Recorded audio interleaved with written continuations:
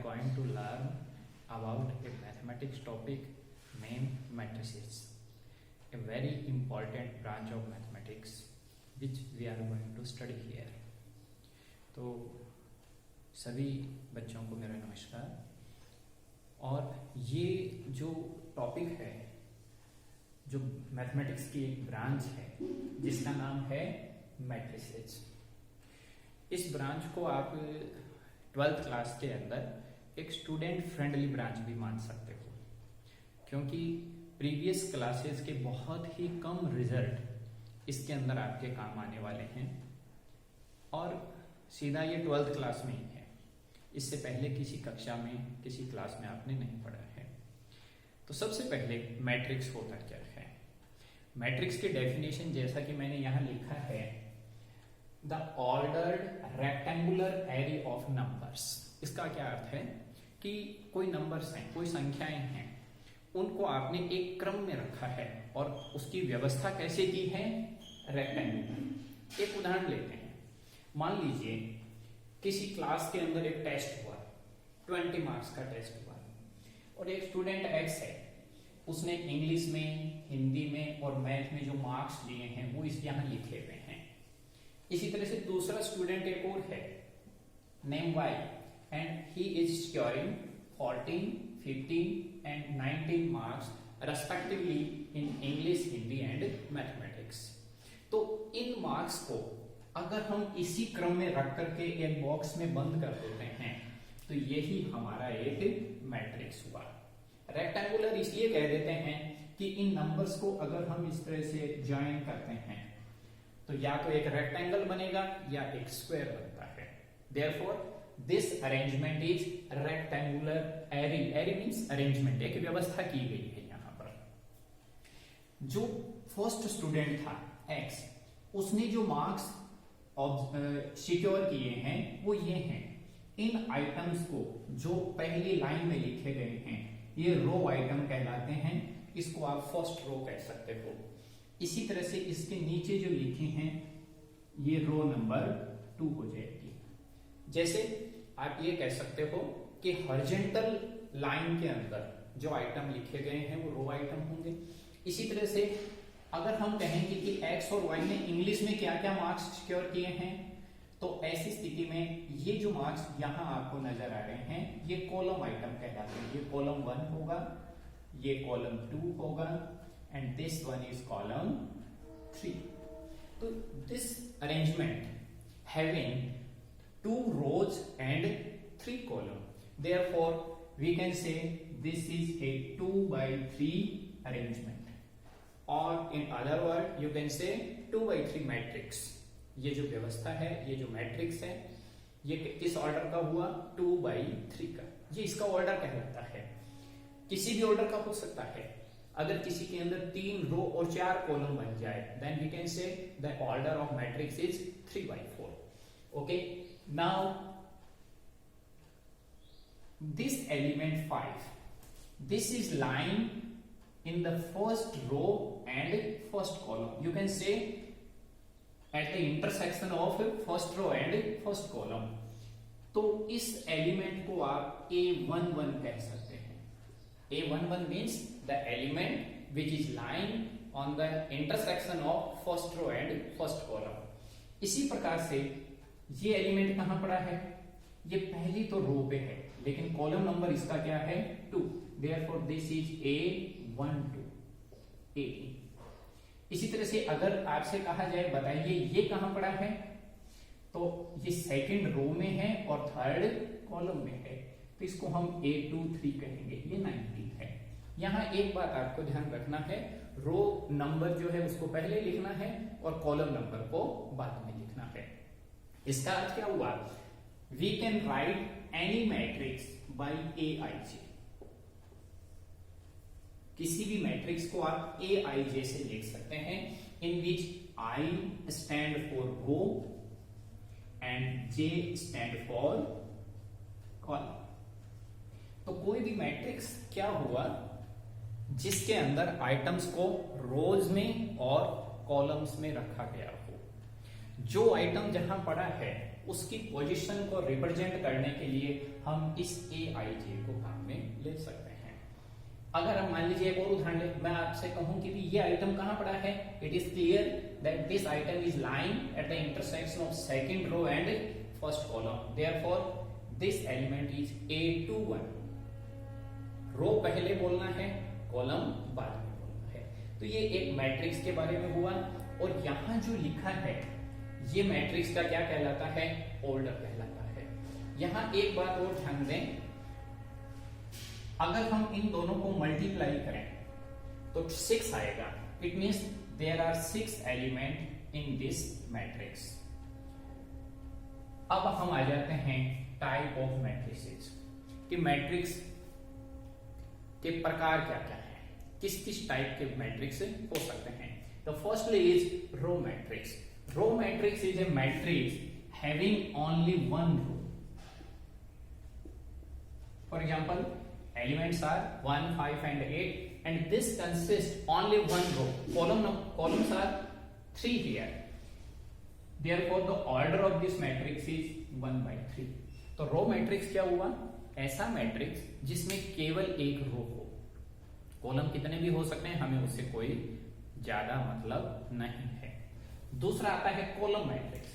Column matrix क्या होता है, जैसे कोई भी मैट्रिक्स को हम इसको B नाम दे देते हैं और इसमें एलिमेंट हैं 3, 5, 3, 8। इसमें रो कितनी है, 1, 2, 3, but column is only 1। 3/1 matrix means matrix which consist of only one column. Row कितनी भी हो सकती है, तो such matrices are known as column matrix. इसके बाद में है रेक्टेंगुलर मैट्रिक्स। जैसा कि इसके नाम से आप अंदाजा लगा सकते हैं, जैसे कोई भी एक मैट्रिक्स A है और उसके एलिमेंट इस तरह से 1, 2, 0, 2, 1, 8। अगर इनको हम इस तरह से ज्वाइन करें तो एक रेक्टेंगल जैसी शेप बन जाती है। Therefore this matrix is known as rectangular matrix. इसका ऑर्डर क्या है, 2/3 है, यानी रो और कॉलम की संख्या यहां, ये बात ध्यान रखना है, बराबर नहीं होनी चाहिए। रो और कॉलम की संख्या बराबर हो जाए तो हम उसको फिर एक नया नाम दे सकते हैं, जिसको कि क्या कहेंगे, स्क्वायर मैट्रिक्स। जैसे स्क्वायर मैट्रिक्स क्या हो जाएगा, ऐसा कोई हो 1, 2, 3, 2, 1, 0, 1, 3, 5। इसमें आप देखिए 3 रो हैं और 3 ही कॉलम है। अगर रो और कॉलम की संख्या बराबर हो तो उसको स्क्वायर मैट्रिक्स। वैसे ये भी एक रेक्टेंगुलर मैट्रिक्स है, क्योंकि जो स्क्वायर होते हैं वो रेक्टेंगल भी होते हैं। तो रेक्टेंगल मैट्रिक्स में रो और कॉलम की संख्या अलग अलग होगी और स्क्वायर मैट्रिक्स में इक्वल होगी। इसके बाद में एक आता है नल मैट्रिक्स। नल मैट्रिक्स नाम से ही पता चल गया होगा, जीरो मैट्रिक्स या नल मैट्रिक्स। इसको जनरली हम O से रिप्रेजेंट करेंगे और इसके अंदर जो आइटम होंगे वो इस तरह से होंगे। सारी की सारी एंट्री जो है इसमें क्या होगी, 0 होगी, भले ही वो किसी भी ऑर्डर का हो। ठीक है, इन मैट्रिसेस के अलावा कुछ और मैट्रिसेस हैं, वो बताने जा रहा हूं आपको।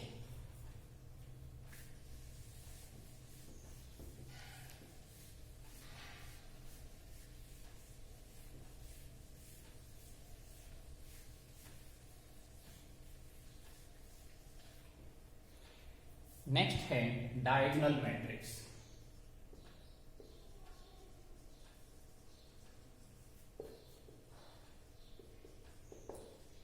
डायगोनल मैट्रिक्स क्या होता है, मान लीजिए कोई भी मैट्रिक्स ऐसा है, एक मैं 3/3 के मैट्रिक्स का एग्जांपल ले रहा हूं, जिसके अंदर यहां कोई आइटम पड़ा है 5, ये दोनों 0 हैं, फिर यहां भी 0 है, 7, 0, 0, 0, कुछ भी ले लेते हैं -3। आइटम्स आप देख रहे हो केवल यहां है, जिनकी कुछ वैल्यू अदर देन 0 है। ये सारी एंट्री क्या है, 0, 0 है। तो आइटम केवल अगर डायगोनल के ऊपर ही पड़ा हो तो ऐसे मैट्रिक्स को आप क्या नाम देंगे, diagonal matrix. And we can write A = diagonal और फिर ब्रैकेट में केवल ये 3 आइटम रख दीजिए, 5, 7, -3। तो ऐसा मैट्रिक्स जिसके अंदर नॉन डायगोनल एंट्रीज 0 हो और डायगोनल के ऊपर ही कुछ वैल्यू हो, तो इसको हम क्या नाम देंगे, डायगोनल मैट्रिक्स। डायगोनल मैट्रिक्स के बाद में एक और मैट्रिक्स आता है स्केलर मैट्रिक्स।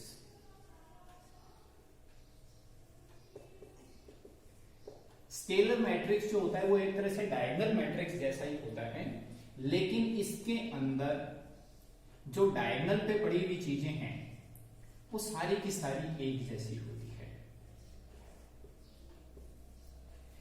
है तो डायगोनल के ऊपर।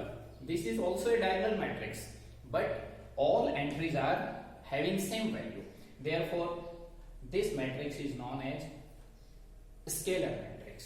और इसको आप यूं भी लिख सकते हैं, ये एक तरह से डायगोनल मैट्रिक्स ही है और इसके ऊपर क्या आया है 7 7 7 है। अब इसके अंदर भी एक आगे स्पेसिफिकेशन हो सकता है। नेक्स्ट है आइडेंटिटी मैट्रिक्स। आइडेंटिटी और another name unit matrix. Identity matrix और यूनिट मैट्रिक्स, इसको हम आई से रिप्रेजेंट करेंगे। इसके अंदर क्या होता है, जो डायगोनल के ऊपर वैल्यूज होती हैं, जैसे इस टाइप का होगा,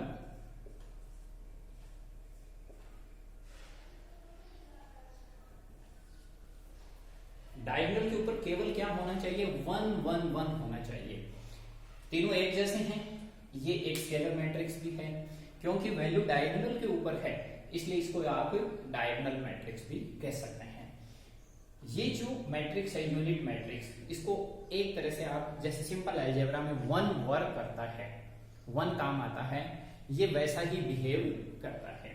इसको हम, क्योंकि इसमें 3 रोज और 3 कॉलम है, 3 बाई 3 है, इसलिए इस मैट्रिक्स को I3 भी कह सकते हैं।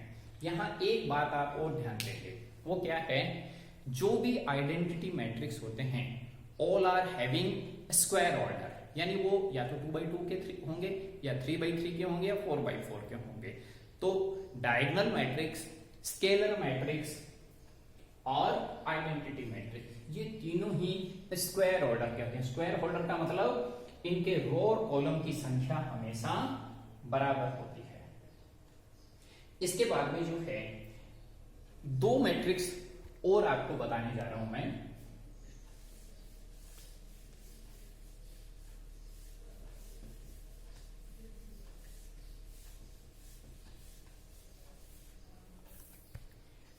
नेक्स्ट है इक्वल मैट्रिक्स। इक्वल मैट्रिक्स क्या होते हैं, जैसे कोई एक मैट्रिक्स ए है, 3 5 x 7, दूसरा मैट्रिक्स बी है, z t 5 5। अब आप देखिए, इसमें मैंने कुछ वेरिएबल भी इंट्रोड्यूस किए हैं, x y z t इत्यादि। अगर ये दोनों मैट्रिक्स एकदम बराबर हों तो हमारे लिए जरूरी हो जाता है कि जो इक्वल पोजीशन वाले एलिमेंट हैं वो भी इक्वल होनी चाहिए, यानी बराबर होंगे। तो z किसके बराबर होगा, 3 के बराबर होगा। 5 के इक्वल पोजीशन में कौन है, t, तो t जो है वो 5 हो जाएगा, x की वैल्यू भी 5 हो जाएगी और y कितना हो जाएगा 7। इक्वल मैट्रिक्स के लिए एक बहुत जरूरी बात है कि आइटम एकदम एक जैसे होने चाहिए, ऑर्डर भी सेम होना चाहिए। ये ऑर्डर क्या है इसका 2 बाई 2 और इसका ऑर्डर भी क्या है 2 बाई 2। ऑर्डर भी सेम हो, आइटम भी सेम हो, then matrices are equal matrix. इसके बाद में एक और है इक्विवेलेंट मैट्रिक्स।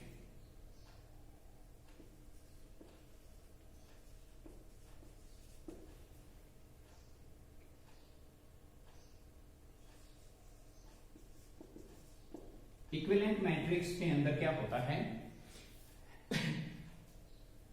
अगर कोई 2 मैट्रिक्स ऐसे हों, जैसे A है 1 2 3 1 0 5, किस ऑर्डर का है 2 बाई 3। एक मैट्रिक्स और है हैविंग एलिमेंट 3 1 7 2 1 5, ये भी 2 बाई 3 है।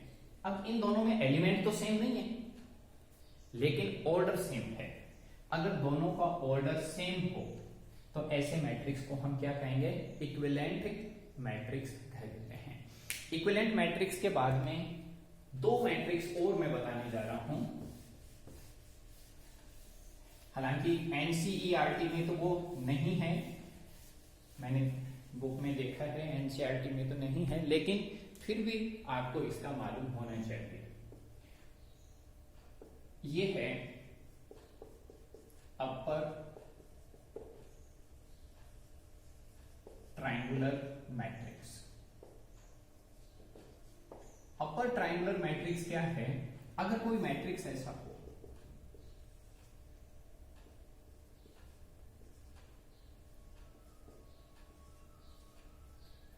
आप देख रहे हो ये नीचे वाले तीन एलिमेंट क्या हैं, जीरो हैं, लेकिन ऊपर वालों को अगर हम यूं ज्वाइन करें तो ये क्या बन गया, एक ट्रायंगल बन गया। तो ऐसा मैट्रिक्स जिसकी ये तीन एंट्री जीरो हो नीचे वाली, तो ट्रायंगल ऊपर की साइड बन रहा है, इस मैट्रिक्स को हम क्या नाम देंगे, this one is upper triangular matrix. Upper triangular के बाद में एक है लोअर ट्रायंगुलर मैट्रिक्स।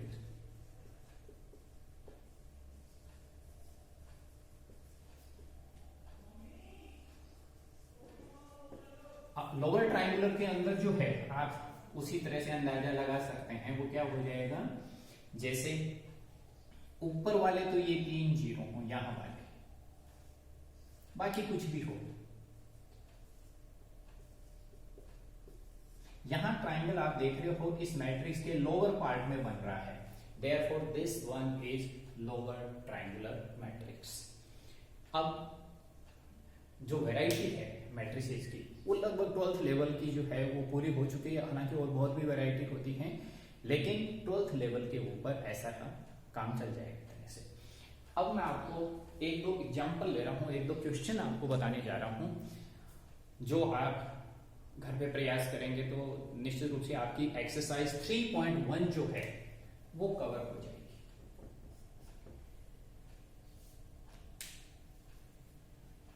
इधर कर देते हैं।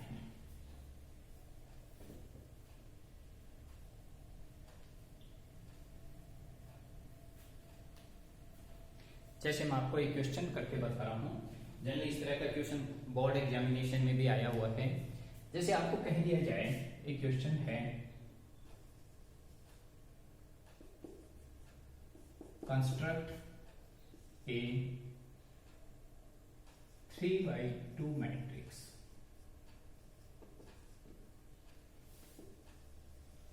whose elements are given as A equal to aij, किस ऑर्डर का बनाना है, 3/2।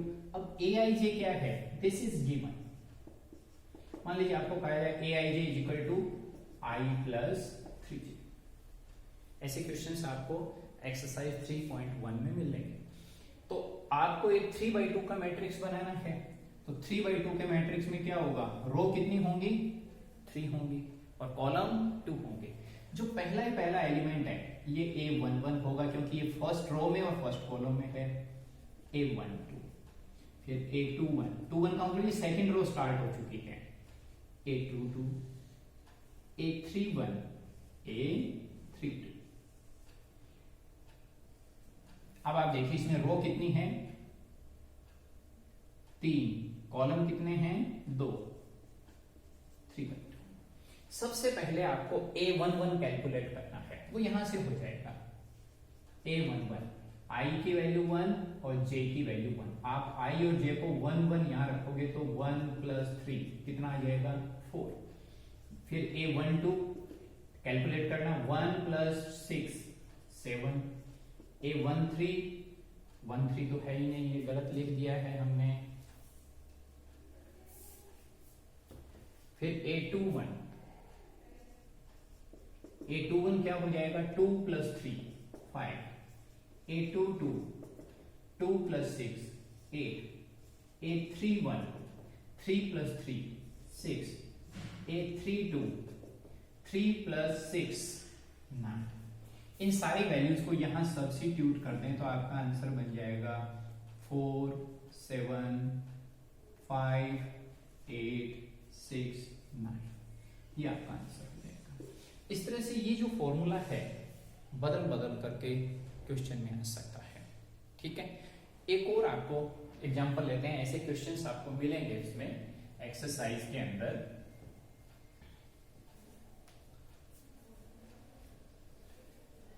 जैसे ये एक क्वेश्चन आपको इस तरह से दे दिया जाए 3x 2y x plus y